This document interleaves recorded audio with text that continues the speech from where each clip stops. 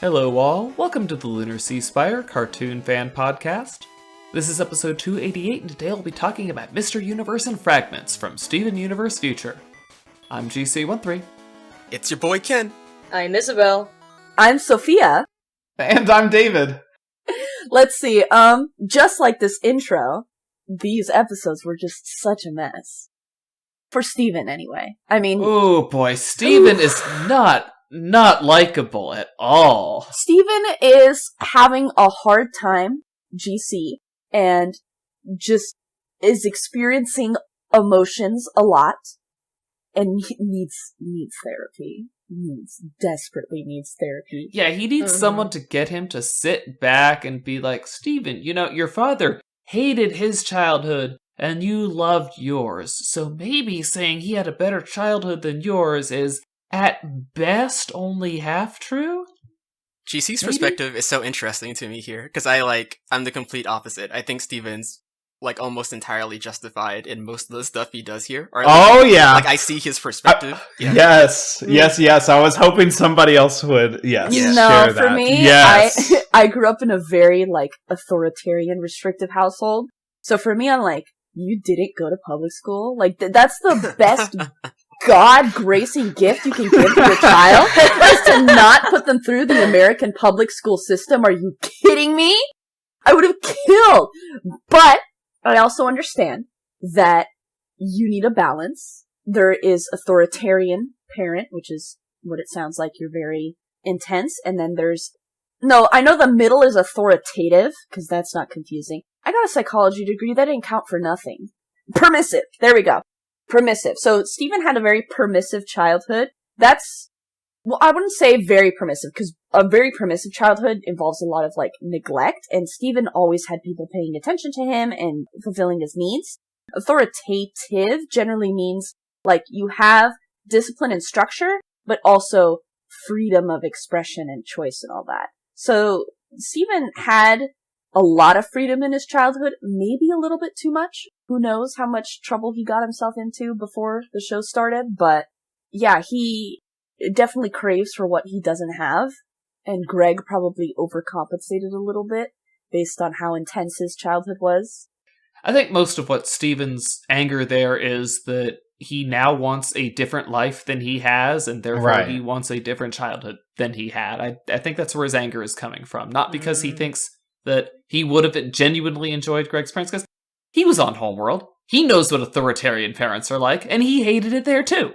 Right. I mean, I think he's looking at that and saying, I could have avoided all this if you had just raised me differently, which is obviously not true, but that's where Steven's mind is at. But I do think that Greg's parents, definitely where Greg was coming from, was real. And I think his parents, there's enough evidence between the unopened letters and the, hidden music and the terrible, haircut he had to have for his picture. All those things add up to parents who were not ever listening to their child. Right, yeah. But at the same time, Greg was very, naive, and he straight up abandoned his parents, and he says, he never looked back. And maybe his parents were bad, but that's, really extreme for parents who still seem to reasonably like him, but we don't know, but maybe not. The unopened letters are really the most damning thing, but... that's the... Because for me, it's just Greg's a reasonable guy. Maybe he wasn't as a kid, because really nobody is. But I think, if he can go this far into adulthood and have seen this much in his life and still hold those opinions of his parents, it was probably really bad. I trust in Greg's maturity and opinion. Maybe he's a little skewed, but, I trust Greg in saying that they weren't the best.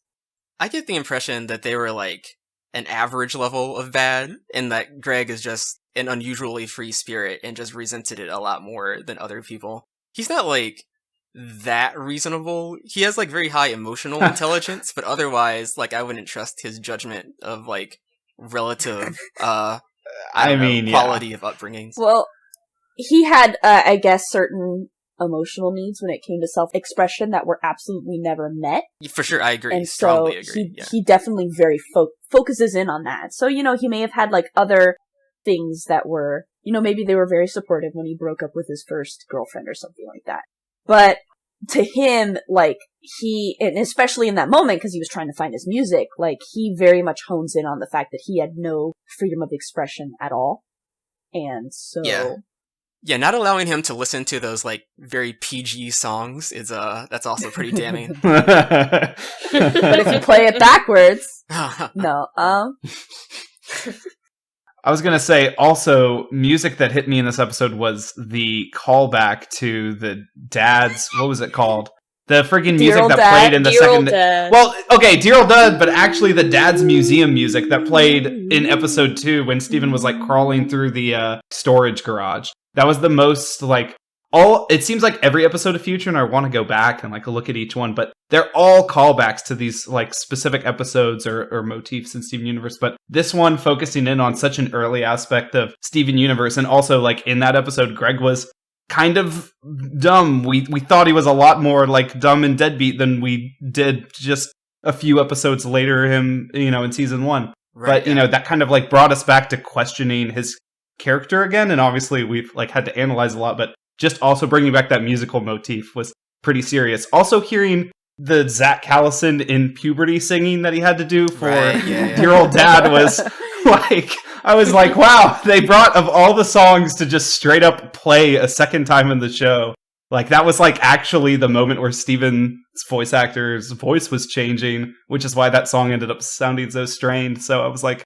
oh, okay, we're doing this one again. But I love all the, like, shot-for-shot remakes that they did between when they were playing the song and then later when they're sitting in the car and they're reversed in their seating position from laser light cannon.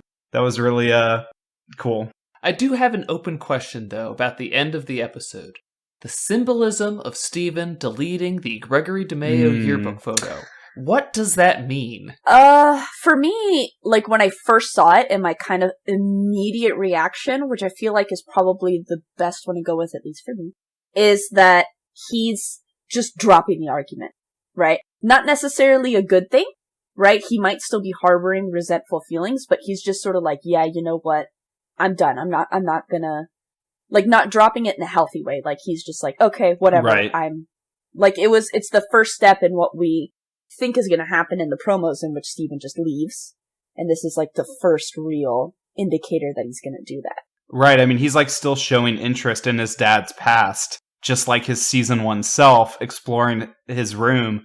But then deleting that photo is, like, all of that enthusiasm is gone. And also that moment where he's completely shutting out Greg, where Greg's expressing his most understanding self. Like, he's straight up praising Steven right after Steven tells him off, which that moment was that was real. That was rough, that was a very real moment. That's really painful to watch. God, Greg being so supportive, but that being actually the completely wrong thing for Steven to hear then was, that was really a really well-written scene. But then, I feel like that him deleting that was kind of exposing us to the fact that Steven is just completely shutting his dad out at this point, which is bad. I like that. I find that compelling. That good argument. Yeah, it's funny how, like, studying both psychology and medicine, when they go through life stages and stuff, when they talk about adolescence, besides, like, the whole puberty stuff, they're also talking about, like, how adolescents take very risk-taking behavior and generally have very strained relationships with their parents. And that's, like, so consistent that they put it in textbooks across 2 disciplines. So I feel like Steven, he's dealing with all this, like, internal trauma in a very teenager way. Like, screaming, "Leave me alone," and then running up into his room. Like, dang. That's hitting relatable. Like, I don't get to shatter the glass when I scream, but that's hitting relatable. Yeah, and he's really picking into anything he can find. Like, the fact that he related Greg's behavior back to Rose's / Pink's and calling him as, "You're just the same as Mom." There's just so many feelings that he's dredging up and tying between these two people, where, like, it's definitely not, he's associating all those feelings he has about his mom with Greg. And I always find the way he talks about that fascinating too, because Steven always talks about his mom's side of the family as if it's just like another side, and he talks about the diamonds having to go across the galaxy for them as if they really are just like his grandmas, his terrible, abusive, dictatorial grandmas. But it's so weird he's turning to them now. Yeah, so I guess we could mention the promo briefly since it's related to the whole family thing. I think it's like he's going to Homeworld because he wants that structure his father had, and he feels like he needs that after events that we'll discuss in a moment. But I don't think it's going to work out so well for Steven because the Diamonds were only able to control Pink by manipulating her need to be loved by them. And Steven does not need to be loved by the Diamonds at all. He is expecting them to best him in a battle for which they are no longer armed. Yeah, I mean, that's a really good way of putting it. He wants what they were doing before the whole revolution thing. And is he going to the Diamonds, or is that like a pretty solid hypothesis? That's a pretty solid guess. Mm-hmm. Yeah, because he's definitely leaving. I mean, it's Homeworld Bound is the episode title. I don't know who else other than Spinell is on Homeworld that he would want to talk Homeworld to. Bound. Okay, yeah, you know what? No, that's not a guess. That's what's happening. Never mind. Never mind. The one after that, everything's fine. Yeah. Yeah, those episode titles, I'll tell you what. I don't think the story is that Steven goes to Homeworld to explain what the statue was that he saw with Lars that had, fusion arms. He's not going to go talk to a historian and fulfill my last lore wish. I think he's going to go have emotional trouble instead. And he's definitely not going to go find the chest's contents on Homeworld. He has to go back in time to open the chest. Maybe Lars is there. Having a date with Emerald. Or he, pulls the, he finally, slaps Lion in the face, and it turns out it's been a projection of Rose the whole time, or / Pink. There's so many other paths they could randomly, throw at us last second. Yeah. You never know. And now he's like a Superman overpowered, just powerhouse of a boy who can do everything, not limited to flight. So yeah, that flight. So okay. On to Fragments. Wait, there's one more thing in Mr. Universe no one mentioned yet. Go for it. Okay, so now we know why Greg changed his last name to Universe, because of the song Mr. Universe. Yeah, that song, oh, what a terrible, tender moment to try to share with your son. This is what made us universes. And Steven is like, what? Song. This cringeness is what gave me my last Dad. name? Yeah. Oh my god. Listening to this cringe song with my fail father. Yeah. That's harsh. He is a millionaire. And Greg even explains it in such uplifting terms. Greg explains it in such uplifting terms, and Steven's like, oh, Tomato is a much better name than Dumb Old Universe. I'm like, Steven... Man. Steven was completely right in that scene, or at least justified. I don't know if he was, correct, but I don't know. I disagree with your attitude, GC. He was not right. Are you kidding me? Name yourself whatever you wonderful want. Song. It's very uplifting. Steven going to a courthouse and being like, actually, I'm Steven DeMeo now would be... raise a lot of questions. No, he got a driver's license. He's on the record somewhere. Oh, you're right. He is. I forgot about that. Yeah. Right. So he has to have a passport? Something. He flew with Greg to Korea. Yeah, but they used Andy's plane, didn't they? Right. Oh, that's right. Yeah. I mean, they still have to land. I don't know how it has the range for that. See, they got all the back channels to avoid the government for as long as possible. Turns out that Greg is not necessarily going for freedom, but going for complete and utter privacy from the government's ever-watchful eye. He's off the grid. Wait, was Andy was Greg's brother, right? So Andy also grew up in this household, potentially? I think cousin. There wasn't any? Yeah. Oh, okay. He wasn't in any of the photographs in the background, so. No. Yeah. I grew up in a van is a very good line. I just want to throw that out there. That, also hit me very hard. You grew up with true freedom. No, I grew up in a van. So good. Well, I mean, if all of his needs were met. Yeah, no, it absolutely. And he was happy. Steven had a great father in Greg, and everything was great. I think the point was that just Steven questioning it helped us. Again, I feel like all these, we were throwing out the word recontextualizing last podcast episode. And again, I just feel like there was a lot of recontextualization happening, which doesn't necessarily put Greg in a bad light again, but it just makes you think and go, hey, Steven maybe had a point, but he couldn't have voiced these things earlier.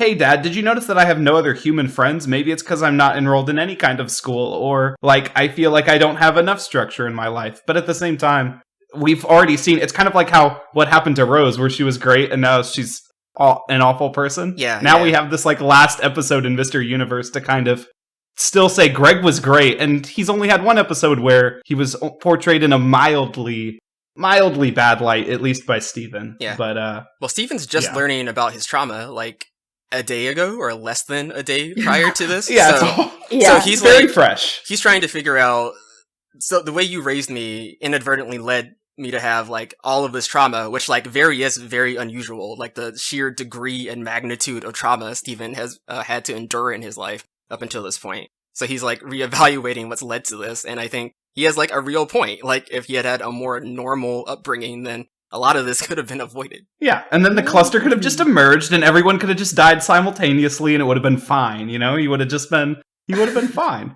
I mean, it wasn't like Greg's plan to like, have Steven save the world from the cluster. Like Greg was just being not great, but like it ended up working for the best. I agree, but Yeah, no, I didn't mean to throw sarcasm on it. I just thought, sure. Oh yeah, what if Steven hadn't, of course that's like a lot of the plot points in Steven Universe is some stuff happened, which is really lucky because the cluster was a pretty big cluster of a problem, so.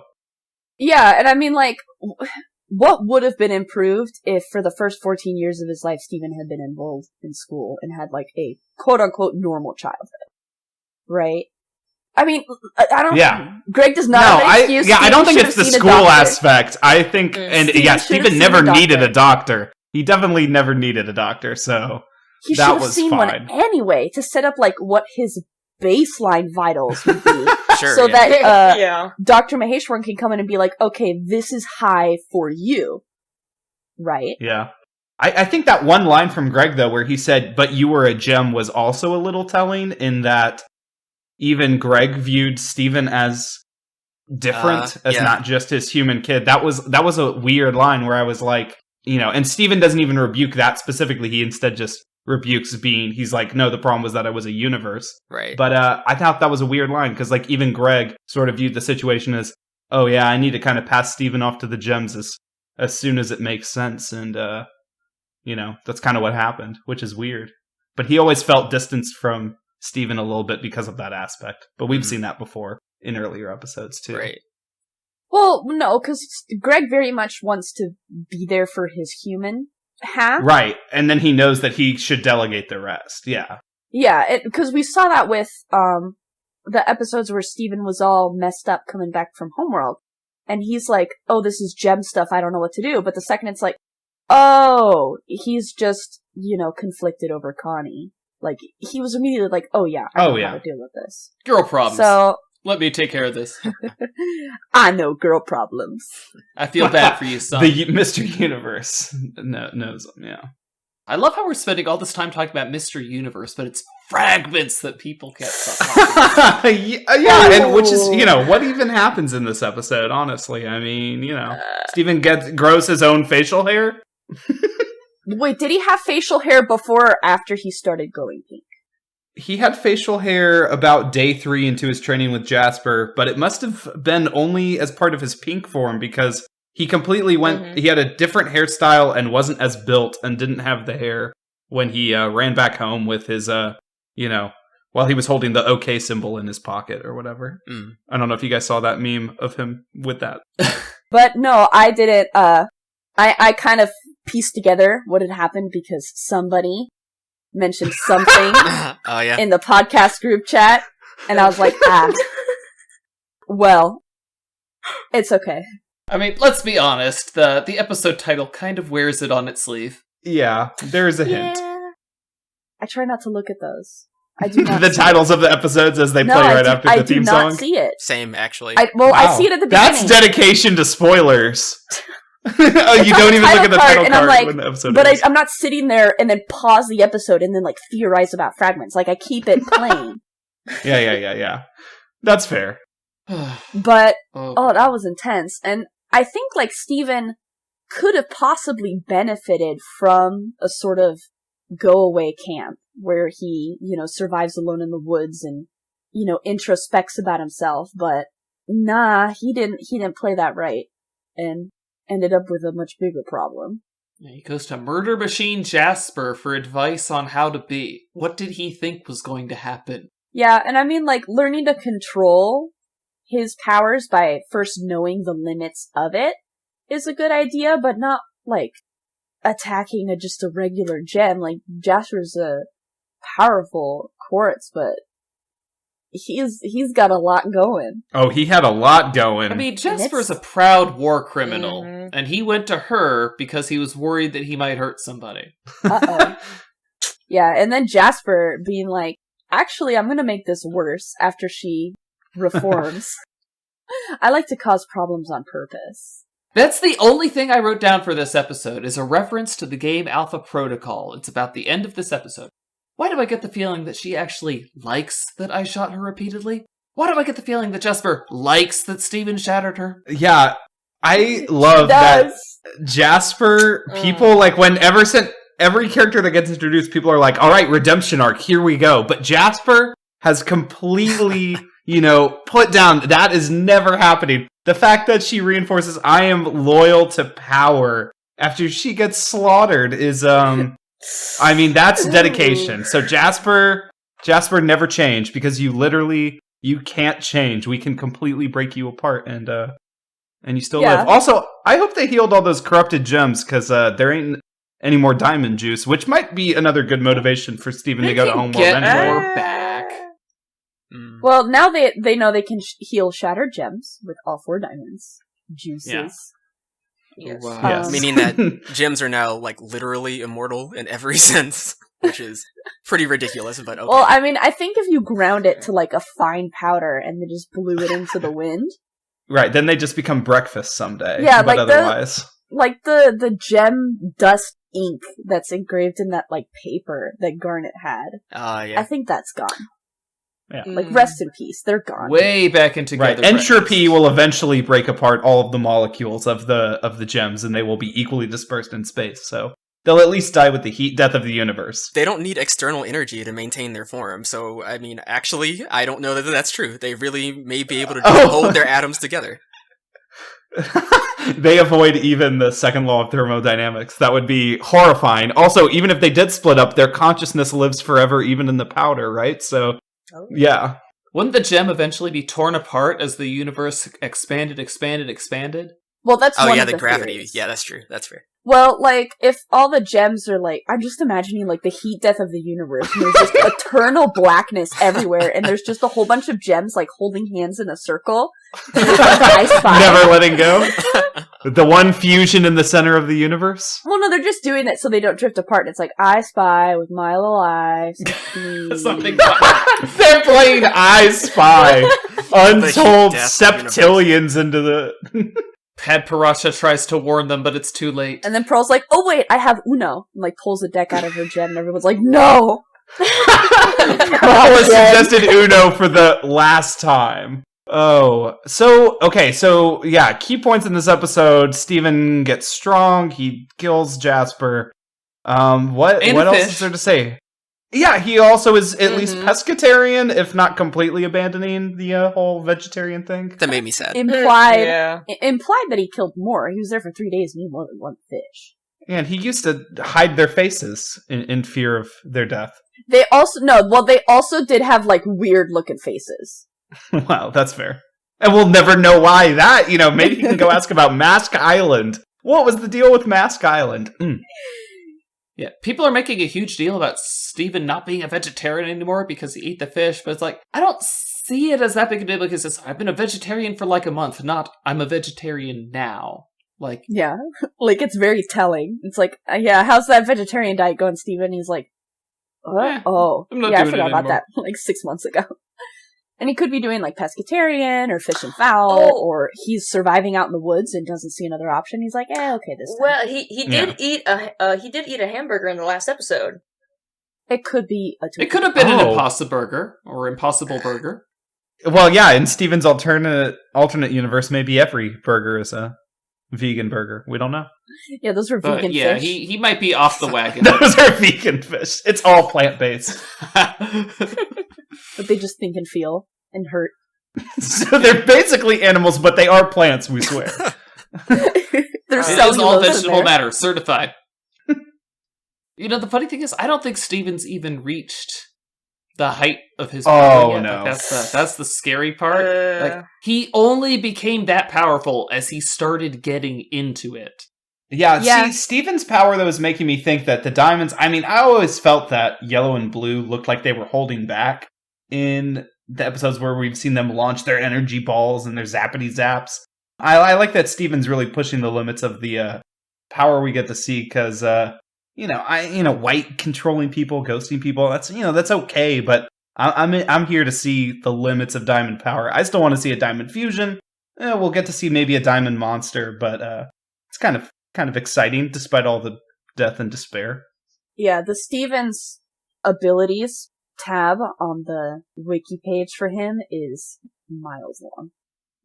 Yeah, it just got another mile longer. Power set, yes. I'm scrolling through bubbles, and it's like we're not even halfway through that. Speed of descent regulation, pink state, like dang. And that's not even in the video games. He could turn invincible with cookie cats.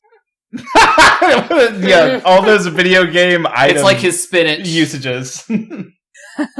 At first I read it as invisible, and I was like, what? But invincible makes more sense. If Steven gains invisibility powers in the next 4 episodes, I will not be shocked. Boy, Damn. yeah, that all these powers. whatever causes White Diamond to go haywire is going to be intense. Yeah, because that looks like a fusion between White Diamond and Jasper. Because of the gem placement. Except it's White Diamond but red. Jasper's orange. Orange and white and but they would red look makes like different. pinkish. Ooh boy, though, Fragments was Jasper made a really good point, though. It's like, you're telling me you came out here to be alone, and yet you then walk towards the only person you knew was in this area. And then I try to leave, and you follow me. And you came out here to be alone. Okay. I love Jasper's endgame. I love Jasper's endgame, where she just sits pissed off and alone in the woods, like tearing out grass blade by blade. I love And she knows it by name now. It's a one-gem war against the Earth, Sophia. The grass. that delivery of that line where she's just like, "Bleh, that's disgusting." That was I really like was that. hilarious. Stephen kissing the tree was super cute. Yes, to Ugh. show that he still has some of his baby inside. There was one other important part of this episode, which was the beginning of it, which was having the gems try to deal with the fallout of Steven crashing a van. And man, they were really about as far from understanding what Steven needed as possible. Although, I guess we don't even really know what Steven needs, but they were pretty much fulfilling their archetypes of what Steven was complaining about to his cactus. It felt very natural, though. Like, I would say, a thing Yeah. I really appreciated in Yeah. both of these episodes is that the build-up to the conflict felt very natural when it very easily couldn't have. The only thing that didn't feel natural was, like GC was saying earlier, the fact that he even went to Jasper in the first place. That doesn't make any sense. But other than that, everything else in these episodes. No, it makes sense that he would. It's just she recognized that he was BSing himself.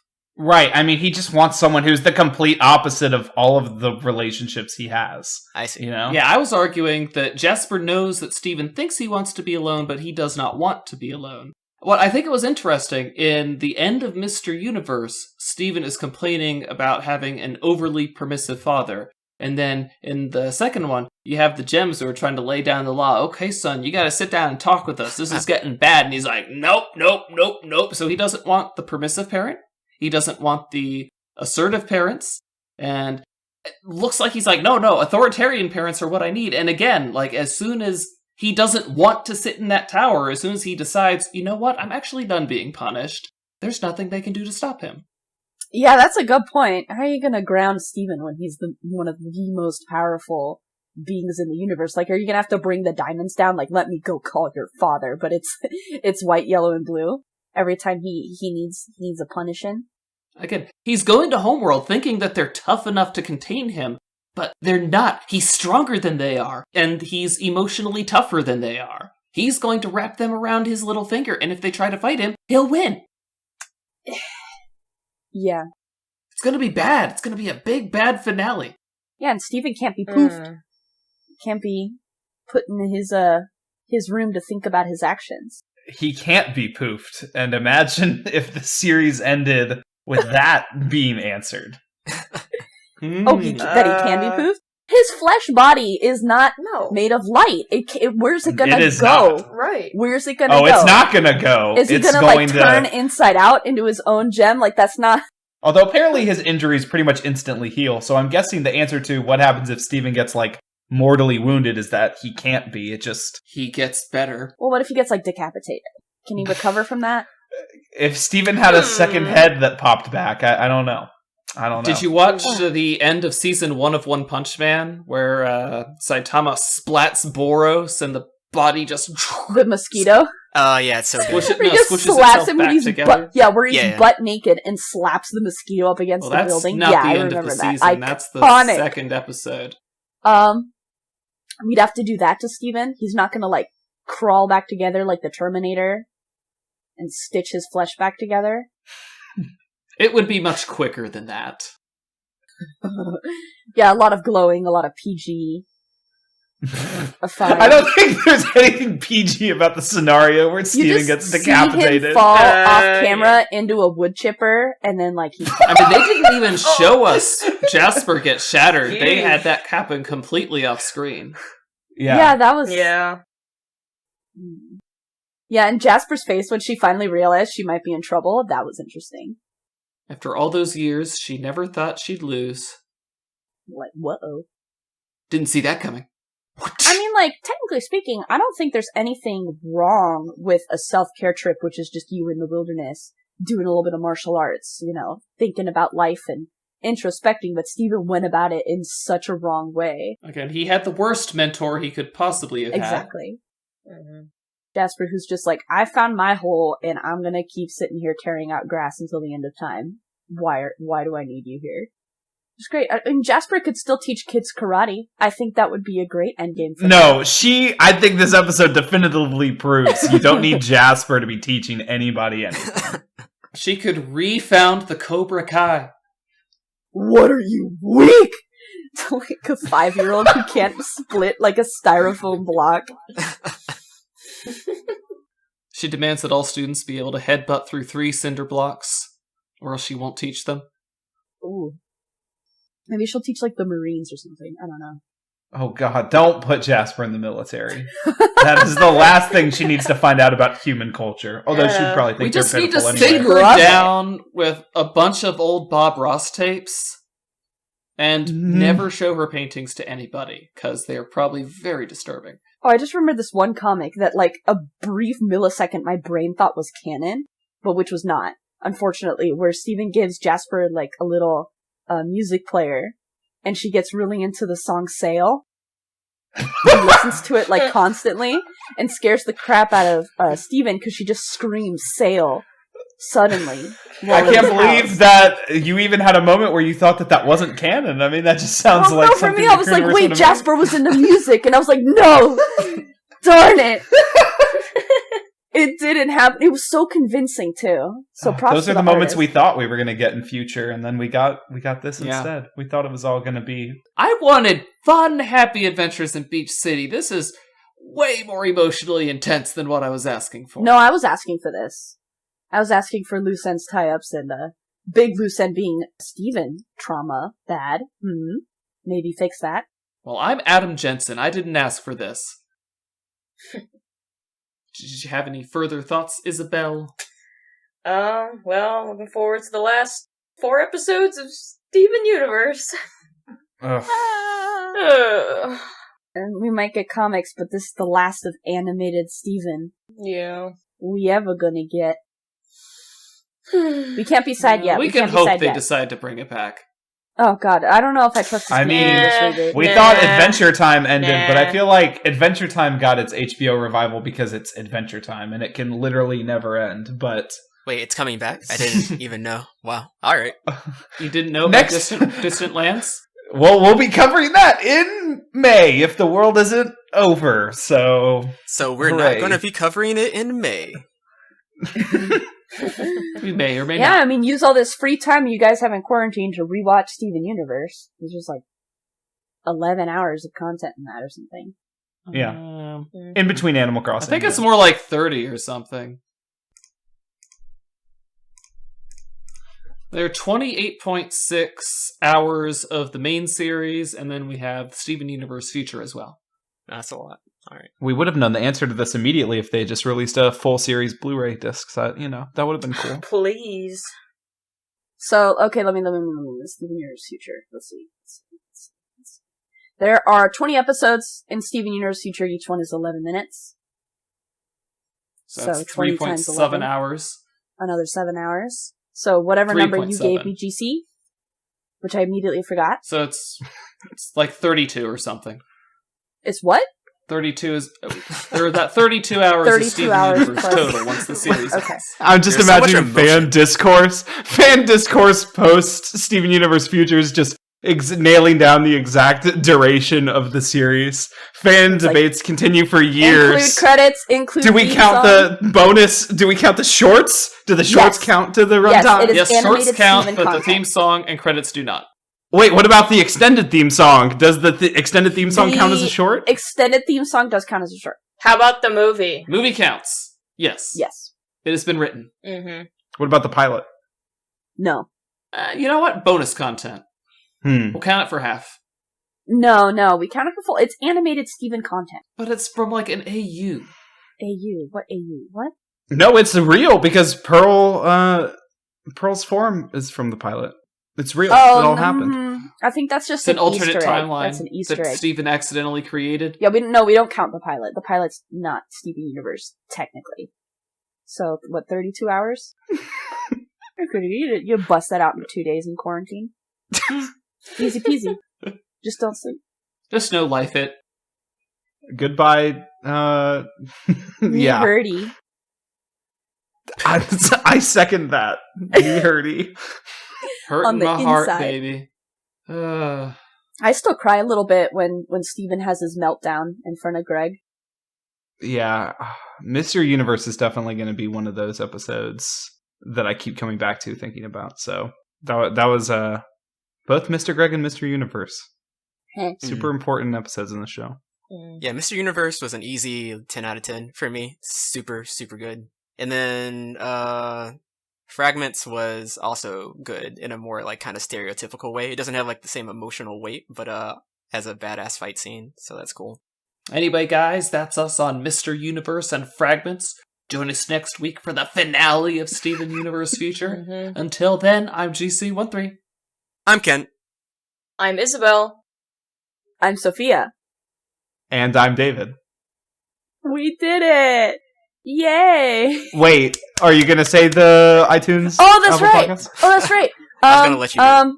Leave us a review on iTunes. Later, everybody.